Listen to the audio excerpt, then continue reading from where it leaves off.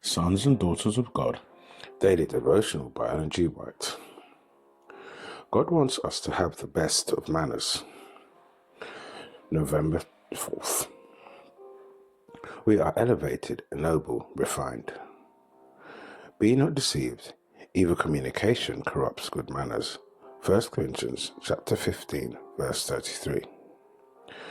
The religion of Christ never degrades the receiver, never makes him coarse or rough or uncourteous. There is much to do in order to fit us for the courts of the Lord. The roughness of spirit, the coarseness of speech, the cheapness of character must be put away, or we can never wear the garment woven in the heavenly loom, the righteousness of Christ. Those who, under the education of Christ, make it possible to reach the highest attainment will take every divine improvement with them to the higher school. But those who are unwilling to have their characters moulded after the divine similitude make the angels sad, for by clinging to their sinful habits and practices, they spoil the design of God. Be polite to God and to one another. Remember that we want you to have the best of manners, that you may glorify Him before the world. He desires you to live in unity with one another and love one another. Remember that if you love one another here, you will live with the redeemed through the ceaseless ages of eternity.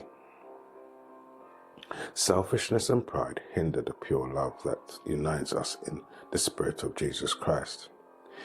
If this love is truly cultivated, finite will blend with infinite, and all will center in the infinite. Humanity will unite with humanity, and all will be bound up with the heart of the infinite love.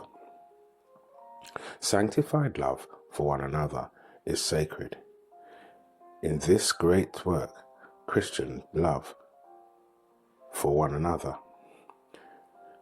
far higher, more constant, more courteous, more unselfish than has been seen, preserves Christian tenderness, Christian benevolence, and politeness, and enfolds the human brotherhood in the embrace of God, acknowledging the dignity with which God has invested the rights of men. This dignity Christians must ever cultivate for the honor and glory of God. Sons and daughters of God, as sons and daughters of God, we should have conscious dignity of character in which pride and self-importance have no part. This is your daily devotion. We thank you for listening. Please join us again tomorrow. Sons and daughters of God,